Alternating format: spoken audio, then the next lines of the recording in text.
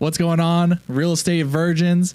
Welcome back to the podcast. My name is Jordan Brown. I've got John Michael Perez here. What's up, guys? Welcome back for another episode. We're super excited for this one. If you're new to the podcast, this is a series of videos and content where we're just trying to provide massive amounts of value.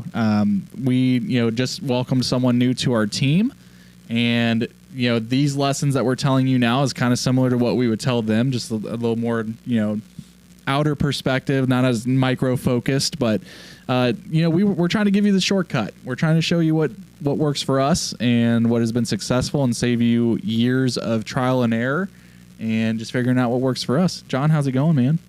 It's going good. This weather sucks, but I'm getting through it, and I haven't been sleeping as much as I should, but I'm getting through it.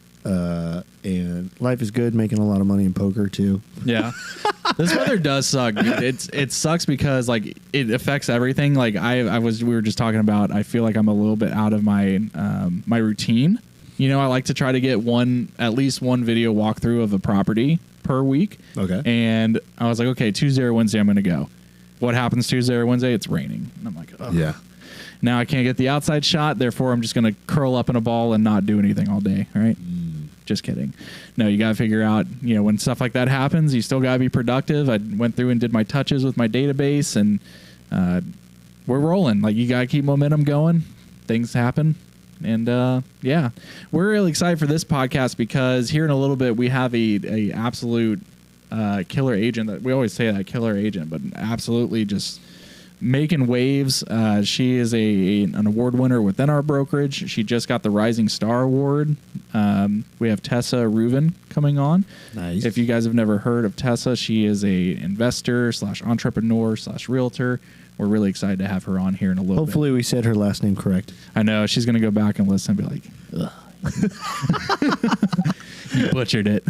Yeah, but cool. So real estate's interesting right now. It's I've got a lot of clients right now, but at the same time, it's I don't know if I have a lot of clients just because I've built a big database, or the market's getting faster, or and that's the thing is that's the importance of looking at statistics. This morning at our meeting, I was actually looking, while y'all were talking, I was looking up how many houses closed and how many houses are new to the market, and I think it's around a little over 1,000 houses that are new to the Austin area, and then about 800 have closed within the last day or 24 hours.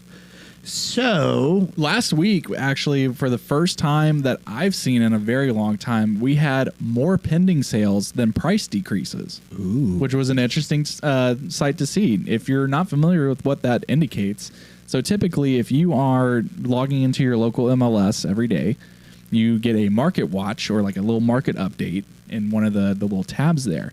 And it tells you everything that's happened since that morning. So you're getting real-time information as far as how many new listings just hit the market. You can look specifically at those.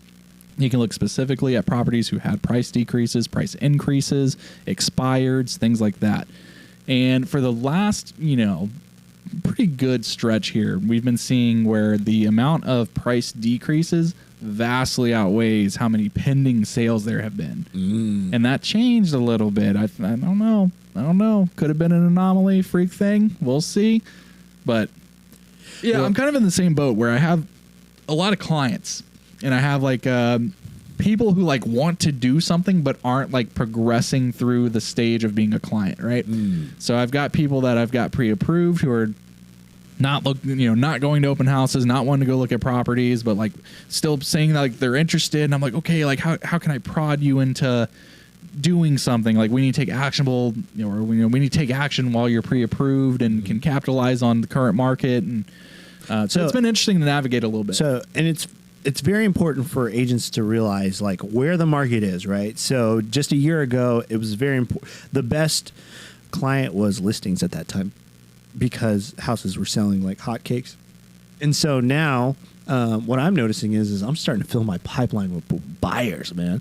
And what's interesting is that right now new builds are so much more enticing as compared to resale, because why not spend almost the same amount for a brand new house with potentially way better warranties? You know, most builders have the 1 to 10 warranty, which would help, 10 years structural. So that's roof and foundation. That's so much more beneficial than buying a resale house and you get a 1-year warranty. Yeah. And so that's why we're seeing so many buyers taking a second look at new build houses. Plus the incentives. I mean, we can't discount the fact that new builders are kind of a few months ago started to realize, man, if we're going to be competitive, like in this shifting market, we're not only going to have to lower prices, we're going to have to give people some incentives as well. Now, granted, it's not as crazy as it, I think whenever that shift first started happening and they were really playing catch up, some of those incentives were crazy. Oh yeah, dude. It was great. 6% buyer agent commission, $30,000 flex cash for your client. Like, they were playing catch up pretty good. And now I feel like that's some of those builders that were like, we're not paying realtors, are like, hey, realtors, come back. Please come back. We need you. We'll pay you even more. Yeah. We don't forget. We do not. We don't forget. I remember, I know who you are. I know. L for loser. There's a lot of innuendos for that, but yeah. Here we go. Tessa. Welcome. She's here. How's it going? Welcome. So here's your... So we were just talking about new builds and the how buyers have so much more incentives to buy new builds. And actually, I think you're closing a new build soon with Derek, right? With Derek, yes. Yes. Is that next week? The 18th. Nice. That's awesome. Cool. Shout out to the crew here at Pouch 6. Look at that. I know. Look at that. Tessa, welcome. We're so excited. We were just saying, you didn't get to hear, but we were hyping you up. Aw. Trey Award winner, Rising Star Award winner. Like, you got some crazy momentum going. That's awesome. Thank you. Yeah. How are you doing that? The momentum, keeping it up. Yeah. There's no other option. No plan B. We're gonna pry into that, but what we really like to do when we have a guest on is kind of get your background. Like, this podcast is really aimed at helping new agents kind of elevate their business, and I think what helps is hearing people's backstories and kind of where they come from, what industry they were in beforehand, why they chose real estate, and all that good stuff. So, who is Tessa? Who was Tessa before real estate, and how'd you get into it? I have so many chapters. It's crazy. Like, I could write a book. Well, start from the beginning. So I grew up in a small town of Texas, Abilene. Oh, okay. Like us. Yeah. But not north, right? It's west. West, okay. Yeah, little country town, but It's a big state. Yeah. It's huge. I think business-wise, so a reflection on that, I've always just had like the skill of sales, like actually from a very small age. Like, I was like the number one like lemonade stand, like school sales with plaques. I was number one. And then I started in mall kiosk. So Really? That's a tough environment. That's what I owned mall kiosk from 2012 to 2016, 2011 to 2016. So people were walking by and you're like, hey, stop. What were you selling? What kind of stuff were you selling? Started out hair straighteners, makeup, tens units, hoverboards, helicopters. I mean, you name it. The light up shoes. I've done them all.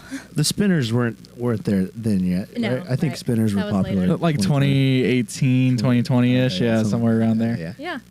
That's cool. So that is a really great experience with rejection. Because, because people are constantly rejecting you. Like when you're like, hey, come over here and check this out, right? Yeah, you couldn't just accept one no. I mean, so the script that we learned, basically, there's like a sales price bracket, and you take like 3 no's before you drop the price a little bit. So, I mean, I would hear like 5 to 7 no's before letting them go. I'm hitting Lake Lane Mall after this. Yeah. I know. Go see what the kiosk has. Yeah.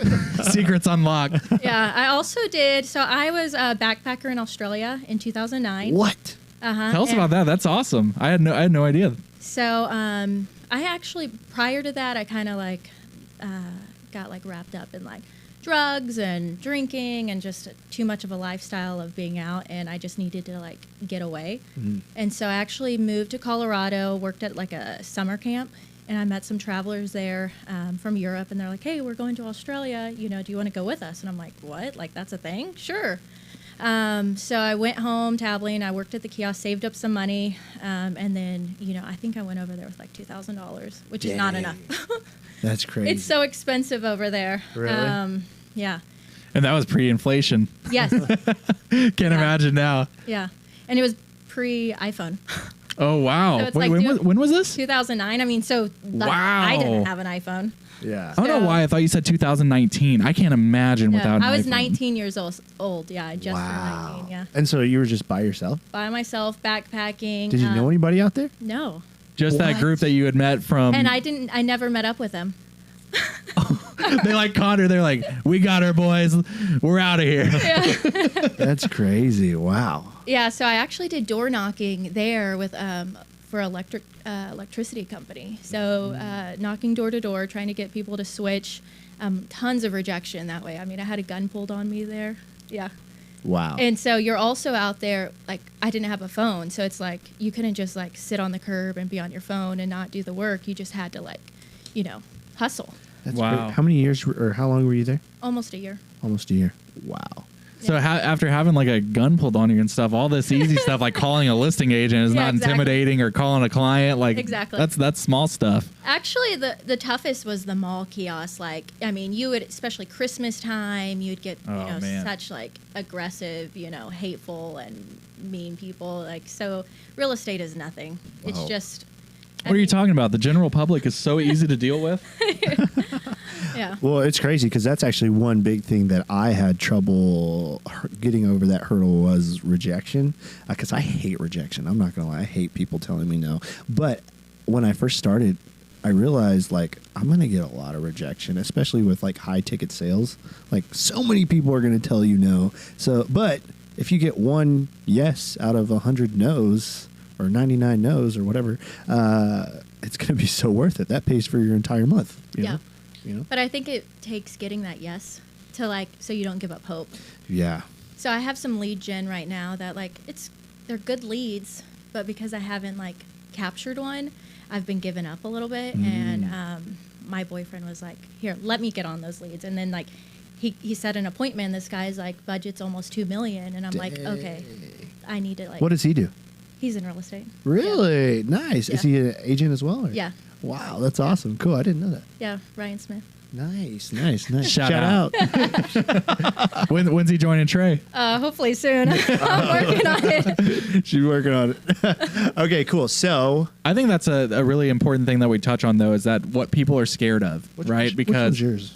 I think that was yours. I think what people like keeps them from trying different things as a new realtor is we want that instant success. We want the easy success. We want things, you know, leads to come to us, and it doesn't work that way. It's, you know, we always talk about the HGTV effect, where it's like, oh, you got your license, boom, all of a sudden you got all this business coming. That's not how it works. Right. So, dealing with rejection, you were faced. I mean, in the mall kiosk, I can't imagine that was probably like the ultimate fire to be thrown into, where it's like you're either going to burn or it's going to sharpen your tool set for a different lifestyle. And so I think for me, my big thing is like with, you know, cold calling or things like that, things that I'm working on with, it's like my own mentality behind it. It's like, I don't want to bother these people. I think that's the big thing. And I know, like, whenever I talk with Matt about it, this was such a cool thing that he said. He's like, you're not bothering them. He's like, you're there to uncover problems and make solutions. Yeah. And when you think about it that way, like, sure, like, people are going to get mad. I remember watching a live session of them cold calling, and this guy absolutely flipped out that Matt was calling. He's like, and he did nothing wrong. But the guy was like, I'm going to report you and blah, blah, blah. And like, Matt was like, hey, brother, like, I'm not trying to cause any issues. Like, have a great day. And the guy was like, F off. Like, and I was like, oh my God. And he just ate it up, and he's like, all right, on to the next. Yeah. Yep. That's how it has to be. Yeah. I remember when I first started with my previous brokerage, they were like telling me to make cold calls all day. And I hated it. I'm not going to lie. I hated it. And I'm so glad I found another way to get leads. I do have a question, though. Do you think that you hated it because you weren't experienced? And like, if you could go back, if you had all the experience now and you went back, do you think you'd have more success with it? Probably. I feel like there's this like negative wall in my head though that's like I don't want to do this, you know. Yeah. I'm not gonna lie, I don't. I'm more of a relational person. Like I like building relationships, and I don't. It's harder for me to build rapport over the phone with someone I have zero relationship with. I'm not gonna lie. That's fair. That's fair. I'm not gonna lie. Just being honest. Yeah. So Tessa, we were talking about all this momentum you've got going. I mean, like trade awards, we got the Rising Star Award. Like, how did you become such a freaking killer agent? Like, what was the transition and what was the mindset behind real estate's my next move? So I went through a divorce, and we were business partners. So I walked away from that business, and I mean, I had to. I mean, there's no other option. Yeah. So, and it was a very volatile and toxic moment of my life. And my son was a newborn, and I had like someone in my ear of like, "You'll never succeed without me." He would say this over and over and over. And I'm like, all right, this is my ticket. Like, I got to hustle. I was like feeding a baby, scrolling through, Aceable, trying to get my license. And then it was 2020 when I got my license. So COVID was happening. Wonderful time. Yeah. So it's like all these setbacks, but like Jeez. you just can't let that get to you. Like you just have to I'm really big on visualization. Like every single day I wake up and I picture myself in the lifestyle I want to live, with the type of clients I want to have, the career, the relationships. I'm really big on that. And then it's just doing the work, like getting to work. Like this is the road. Like I know what my destination is. Yeah. And I just have to do the work that's going to get me there. Yeah. Simple. Absolutely. I think there's a recurring theme with a lot of our guests that are really succeeding at a high level is that they have at one time or another in their life had to make a decision as to letting go of their past life and moving forward into a new life. Right. Yeah. You can't focus on your setbacks and have that like victim mentality because we all could, right? But like if you focus on it, it's not doing anyone good. You got to just push ahead and, you can have like this past week. I mean, I've been like drained, to be honest, and like feeling like the rain, I want to sleep in. I'm like, We man. literally This was opened up not planned. We were just talking about how it throws off the routine and like Yes, gets you out of your exactly. mojo. At the beginning. And then you're like, I'm not being productive at all. I just want to sleep all day. And so you're going to have moments like that, but I think it's important just to like let them come in and then let them go. Don't like sulk on it like you're not a productive person. Don't get into your head. Just like, okay, well, tomorrow's a new day. Or for the next 2 hours, I'm going to like, what can I do productive for the next 2 hours that it's going to make me, fulfill my day. And then for me, getting on the phones, like if I can just get on the phones and touch base with clients or like my leads, I mean, it pays. It pays off. It's just like, so right now my main goal is time framing 1 hour a day to get on the phones. So I like it. And that's talking to past clients, new clients, like prospects. Or even like Instagram, like just like I have like a lot of small business friends on there, just checking in with them. Like I get a lot of Instagram leads, surprisingly, and it's really just like creating relationships on there. A lot of like stay-at-home moms or whoever, but just checking in. I think right now, especially, there's a big amount of agents that are new moms or moms that are single moms or moms that are just trying to figure it out as real estate agents. And it's just so inspiring to see you go through the fire and figure it out, even though you have so much stuff that is on top of your shoulders. So it's super inspiring. But like, if you were to give any advice to other moms that are going through what you went through, do you have anything to say? Any advice for them? Yeah, I think don't compare yourself to other moms because you don't know their situation. You don't know what they're dealing with behind closed doors. And it's so easy to see like, oh, wow, they have it all together. They don't have it all together. No one has it all together. Like if I'm taking my kid to a listing appointment and he's sitting on the floor with like dog hair, like you're going to make sacrifices. You're not going to be perfect, but just like try your best and like try to lead with like care and service, for clients. And as long as you're genuine, I think you'll make it.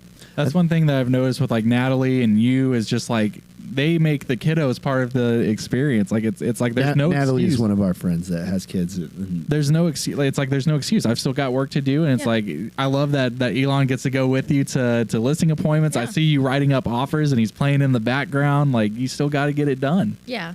Do you think there's a misconception that like if I bring my kid to a listing appointment, they're going to think differently of me, or if I think, is there any type of misconception like that? Or because I've seen moms be like, I don't think I can be an agent because I've got this, and that going on. Like, have you ever received like negative feedback or anything like that? No. I wouldn't think so. As I would think it'd be the opposite. It was like this chick is hustling. Exactly. Right? Like, Well, and my son makes it easy.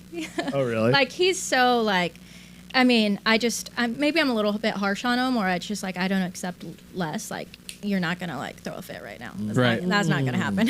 He's got good expectations. Yeah. So. But also like read the situation, like, you know, read the type of people they are. If you can tell they're not like super kid friendly and like, you know, they're hesitant, like, yeah, maybe I'll try to like do it when he's with his dad or, you know. Gotcha. So I kind of read the situation. If it's females, it's usually never an issue. If it's just a single guy, actually, I mean, it's never been a problem for me. I just have so much respect for moms out there that are hustling and doing real estate, because real estate is so taxing. It's like very mentally and emotionally taxing, and on top of like taking care of a kid, it's just, I don't know how you guys do it, seriously. Yeah, I think it's important when it's like family time of like, okay, I'm putting away my phone and I'm going to give you my undivided attention. And if you ask me to play, I let him know, okay, all right, we have 30 minutes. I put an Alexa timer on and he like knows, okay, it's playtime. I get mommy's full attention. And then if I tell him, hey, you know, mommy's got to make a phone call. It's not playtime right now, but I'll come back after the phone call. Then it like eases, you know, like the expectations. Like it's not just me like, oh, I'll play with you later. Like Right. I make it a habit of like, now's playtime. My phone is downstairs. I'm with you. Yeah, so it's like they don't have to wait to figure out when they're going to get that. Yep. It's either you're like, now is the time, now is not the time. Yeah. Very easy for them to understand. Yes. That's awesome. And I think it's also cool because you have, you know, you were talking about Instagram being one of your big lead gens. What kind of content do you find is attracting people? Like, how does that conversation start? Is it all about, you know, they get that first, you know, DM or something just saying, hey, and it's like building the relationship from there? Is it, hey, I saw you're a realtor, you know, let's talk real estate? What is that? Is it like a mixed bag? Is it more one than the other? What does that look like? Yeah, I think it's a little bit mixed. I've got a lot of referrals from like, you know, maybe people I went to school with of like they're real estate agents and like the East Coast, and they've got someone moving to Austin, so a lot of referrals. So just getting the, you know, the brand awareness that you're in real estate, you know, you're in the Austin area, and so if they're seeing that on your profile, they're going to reach out. Yeah. You get a lot of leads from other agents too, right? A lot, like so many. And what does that look like? I mean, I get a lot. Really? A lot. And so right now, because I think there's going to be a flux of like people dropping out, I'm just kind of seeing it. And so what I'm doing is I'm reaching out to them. Hey, if you got any clients now because I'm seeing that so many agents are dropping out, they have a client base that they worked hard to get. Like, you know, I'm going to either like, you know, take care of them on the back end or do a referral, or, you know, I let them know that I'm willing to take on the business. And I definitely suggest everyone do that right now. No, we've always talked about like how many people are dropping out of real estate, how kind of tight it's getting because it's not so easy anymore. You're having to work now. And so, you know, when deals were left and right, or you had listings and they were selling over the weekend for $100K over, everyone was like, this is fantastic. I can do this forever. Now the work's coming back to us, and it's now I got to do open houses multiple times. I got to, you know, stay on top of the market and maybe drop the price a little bit. You got to pay attention and try now, and all the kind of fair weather agents are going to be weeded out. Yeah. That's what I foresee, and it's already happening. Yeah. Yeah. I've got some clients, some past clients, they're buyers, and they just reached out to me yesterday, and they're already looking at houses as we speak in Killeen. And so, and my thing is they're like, hey, we want to go take a look at a house tomorrow at 2. And I'm like, oh, snap, I've got a podcast to record. So I use, you know, like, was it one of your friends? No, it was Michelle's friends that had a friend out there in Killeen. So they're helping me show a house out there. And what I'm trying to get at is like that used to be business that I would just refer out, right? Mm-hmm. But now there's opportunities, to leverage, and there's more options to still get the full commission without having to refer it out. And leveraging your network. Exactly. Instead, like you said, instead of having to refer that out, it's like I've got someone that can go open that door, mm-hmm. and instead of having to give up, 30% or whatever it was, or only give up 70%. It's like I can pay $50, have someone go open a door for me because I have those connections in all these different cities. Yeah. So. Well, and your client's still getting your service of negotiating, mm-hmm. your expertise, but yeah, maybe not your time to drive an hour to open a door. Yep. So, I think it just makes you look at like more of an expert anyways. Yeah. I have a question for both of you. Have y'all ever referred out business to another agent and it didn't go well? I just did that. Really? Yes. No names, but I want to know the tea. Well, so I used to be the agent. I would take business everywhere. Like I really would. San Antonio, even Houston. I drove to Houston for a listing appointment. That did not go well. Wow. So I used to just like take anything that I could. And there is some like if you have nothing on your table, that's the sacrifices you have to take. You have to say yes until mm-hmm. you get the privilege to say no. Ooh. Repeat that one more time. That was great. Yeah. So right now what I have going on is I have a really qualified buyer for Marble Falls, and they actually have a separate MLS. I did not know that before. I took a listing out there, so that was fine. I've done listings, but this is like a buyer whose budget's up to $1 million, and this is a really important move for their family. So like I put a post on like I need an agent from Marble Falls, and then this lady comes highly recommended. I refer, and then I'm like, hey, so if you get anyone in like Round Rock, Pflugerville, Austin, can you send it back to me? And she was like, oh, well, that's where I live. And I'm like, well, I needed a local expert, So like I think there's like Killeen to Austin, that's pretty similar, but Marble Falls is a whole different world out there, and so I really wanted someone local to really take care of them, especially at their price point. So she's doing a fine job. I wish like if you're gonna say you're an expert, like be the expert. Yeah, be the one that actually lives there, can make those nice local recommendations, knows the the hot spots on a Friday night or Saturday. Yes. Like that's the expert we're looking for. We're not looking for who has access to the MLS there. Right. Yeah, I know. I've had clients be like, "Hey, we want to look at houses in Waco," and I'm like, "Man, I don't." Honestly, I don't know anything about Waco. I'd love to represent you on a house in Waco, but I just don't know about that area. Yeah, I've done that. But I wanted to ask you a question. We're sort of going back to the original of where you started and everything like that. But like, have you always had this momentum? Have you always been killing it? Can you tell us like has it always been like this? Like, was it a learned thing, or did you just have something from when you were young? Like you said, you were always the first in the lemonade stand, the whatever it was, you always had that go-getter mentality, or was it something that you kind of gradually, as you got into things, you had to learn? I think naturally I had it. I came from a family, like, not the easiest background. I was kind of like, the streets kind of, grew up on the streets a little bit. Me too. And it just toughens you up, and you just know at a young age, no one's coming to save you, mm-hmm. like as long as you're not like babied and like no one came to solve my problems, and I knew I wanted to get out of that, like the type of lifestyle I was born into. So I always had the drive. It's funny though, my mom always tells this story of like when I was like 3 or 4 learning how to skate, and she's like, you were on the front porch with your little like slip-on skates, and you stayed out there for like 13 hours falling and getting up, not crying, falling and getting up, and I was like 3. So I think it's just that mentality of like, I'm going to win. Like, I don't care like how long it takes me, but I'm going to win. Oof, I like that. And if you are listening to this and if you identify that you don't have that yet, I feel like you were talking about being big on your vision. Yeah. It's what does the end goal look like for me? What am I doing all this for? Like, I know for John, big driving factor is his family. Yeah. Like being able to have the lifestyle that you want. Not having to worry about X, Y, and Z. Like, there's so many things, and whatever is important to you is what needs to be in your vision every day as to why you're waking up and doing the grind, why you're going through all this anxiety and heartache and triumphs and, you know, the ebbs and flows of real estate. Why do you put up with it instead of having some kind of steady whatever? It's because there's some reward at the end that you're chasing. And when you can get a clear picture of what that is, I feel like that's the driving force that's going to get you through a lot of bad things. Yes. Yeah.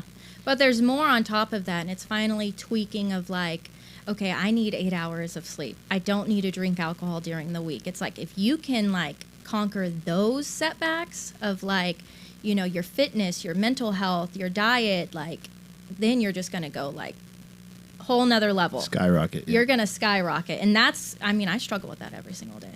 Yeah. It's tough. It's no coincidence that a lot of successful agents are in shape.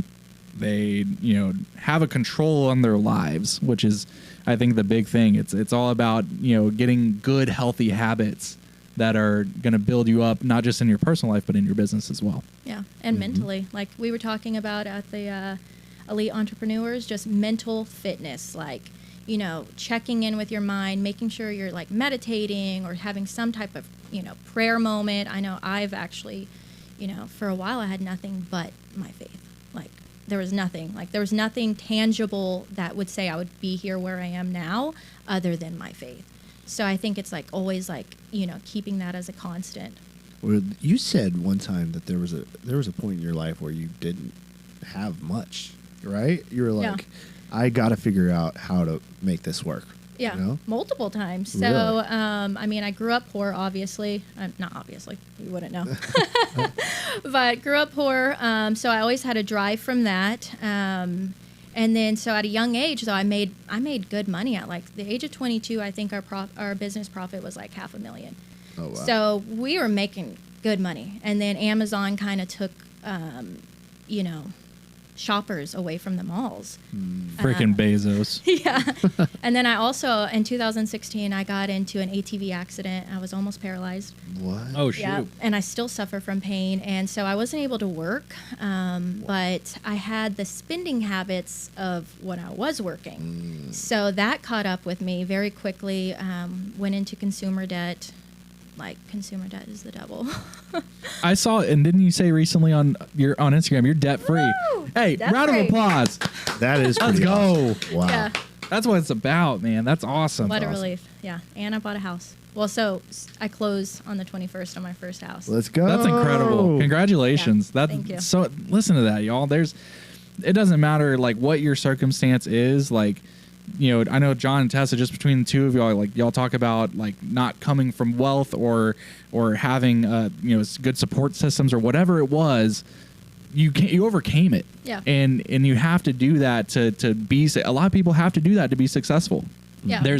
There's no driving factor like feeling like it'll never happen, almost. Or let me rephrase that.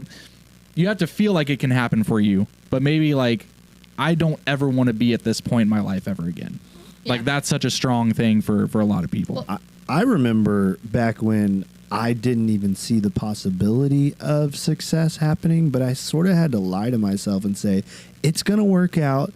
I know it's going to work out. And then visualize me figuring out how to make it work out, you know? And so there was times when I did have like $100 to my name or whatever. And I mean, we were roommates, and there was times where he was making like $7 an hour, Dude. and, and I was, you know, just getting by in San Antonio with my customers that were rude as heck, you know, and then coming Was home. that at Zio's? Yeah, Zio's. Yeah.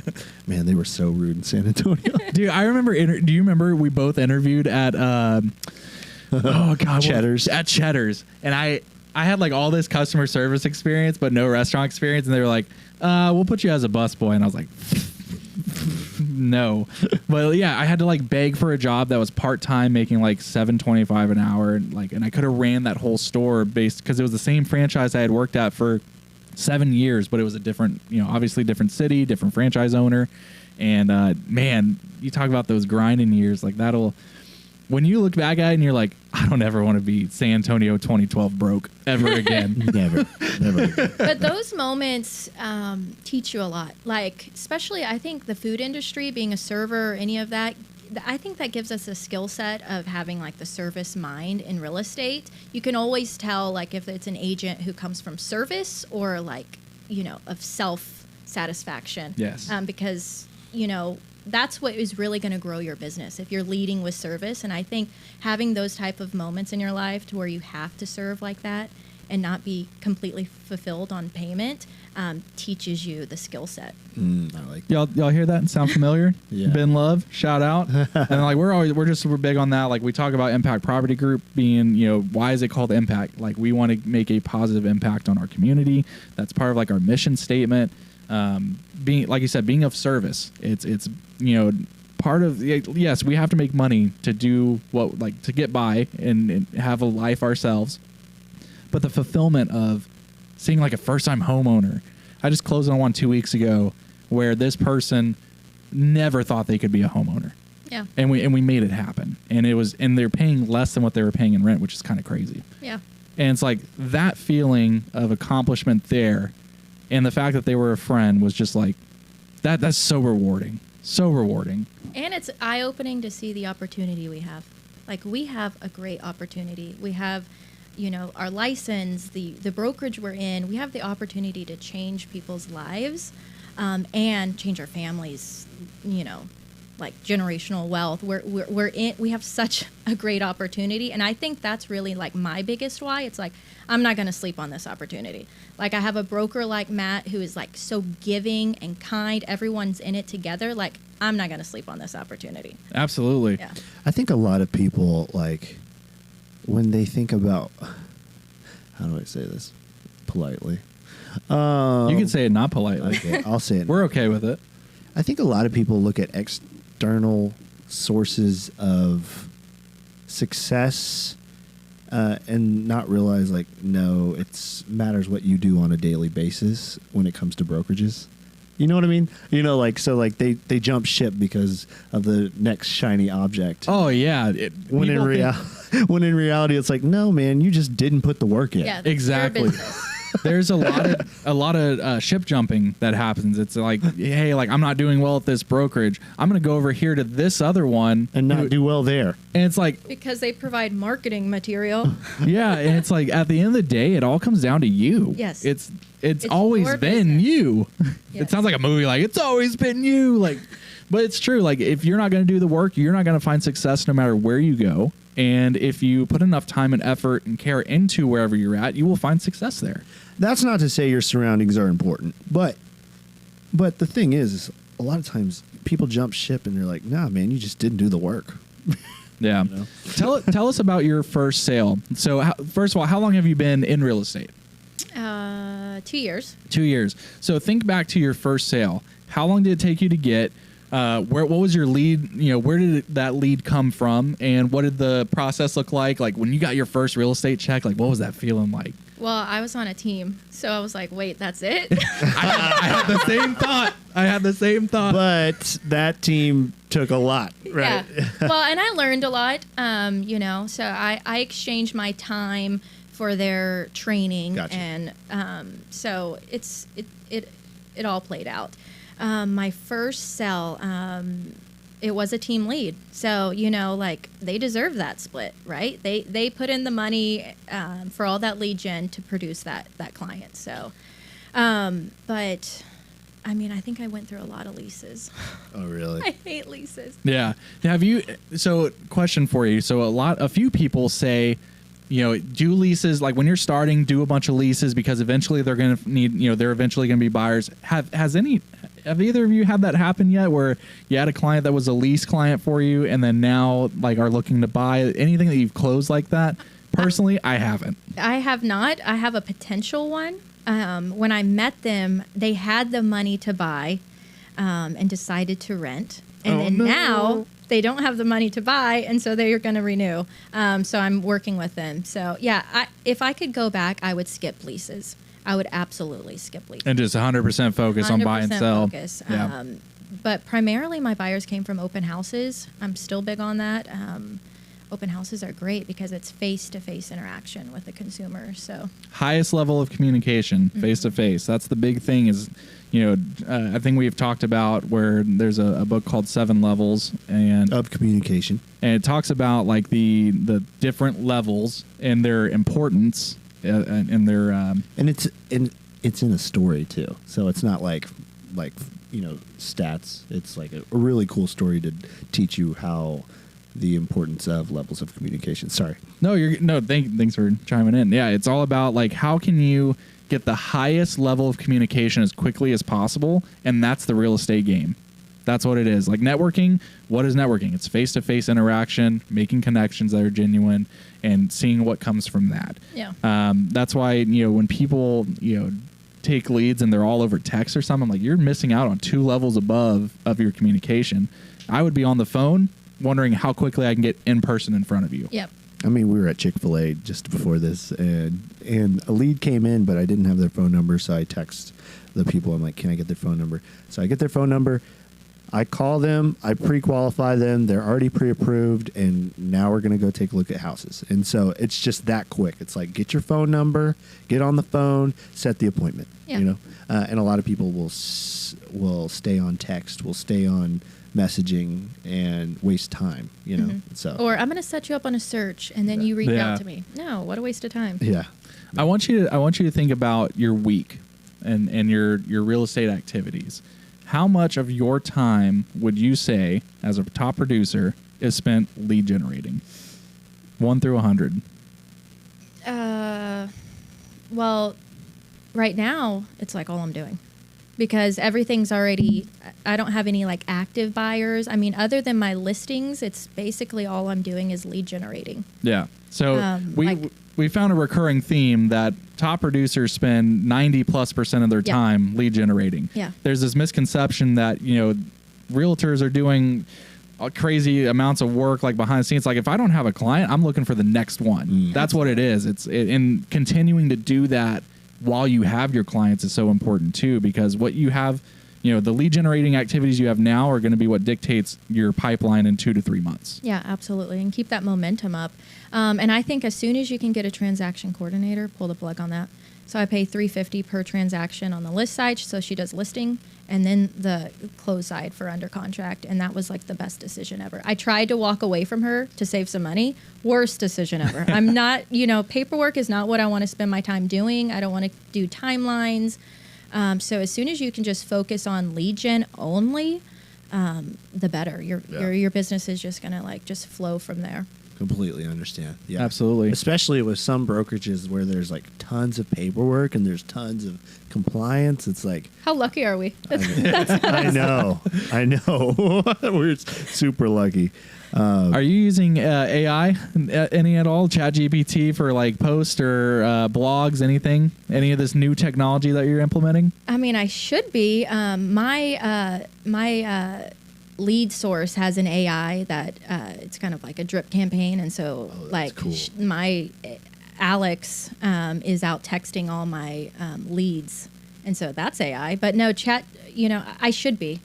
If I could master a little bit more right now, what I could focus on is a little bit more of my social media and plan it out and really put some focus on it. Because right now it's just every day it's kind of mixed between my life and then my business. But if I had a little bit more focus on it, I think it could be a little bit better. I've got 2 final questions for you before we wrap up. One, I want you to think back to, you said you've been in real estate for 2 years. Knowing what you know now, if you could go back in time and you meet 2 year ago Tessa, what would you tell her? What advice would you give her? What lesson would you share with her? Anything that you would share with a beginner you? I'll just give her a big high five. You go, girl. You go. So you got it. Yeah, because I had this seed of faith in me, and I had everything coming against me telling me no. I had a spouse telling me I couldn't do it. I had COVID. I had a brokerage that I wasn't in alignment with. I'm in a new city that I didn't know anyone. I had been off social media for 5 years, so I was restarting that, and I just stuck on that seed of faith. So, I mean, yeah, kudos to me. I love that. Love that. Big old high five there. Lastly, is there anything about the industry that you wish you could change? If you had all authority over real estate in Texas, is there anything you would change, whether it be a process? Like my example was, and I'm not the gatekeeper for this, obviously, but I think there should be a higher barrier to entry. I was saying that maybe requiring some kind of customer service background. I think we have a lot of people who are very casual agents, and then when you have to deal with them, you almost feel it, and you're like, oh God, I'm not getting the same like sense of urgency or the same like communication. So that was mine, is like maybe having either like a 2-year degree in a program or something. Is there anything that you wish you could change? Yeah, not that. I'm not changing that. Yeah, because I mean, I barely graduated high school. Barely. Yeah, me too. So I think for me, just the value of, if everyone can understand we're in this together, let's be kind to each other. There's nothing worse than trying to save a deal with an agent who thinks they're like it's a battle.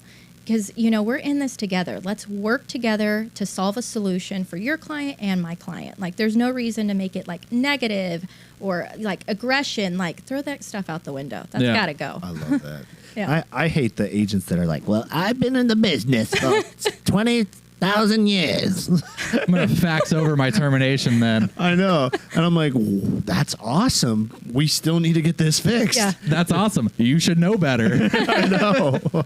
Oh, man. There's so many agents that are like, I'm a 20-year veteran. And I'm like, cool, dude. Yeah. That's awesome. Well, Tessa, thank you so much for joining us today. I think this episode was packed with a ton of value. Thank you for sharing your story, and just, it's so awesome to see you killing it. We're super proud of seeing you kill it. Thank you. It's awesome. Thank you. And a lot of people look up to you, by the way. Thank you. I appreciate you guys. Yeah.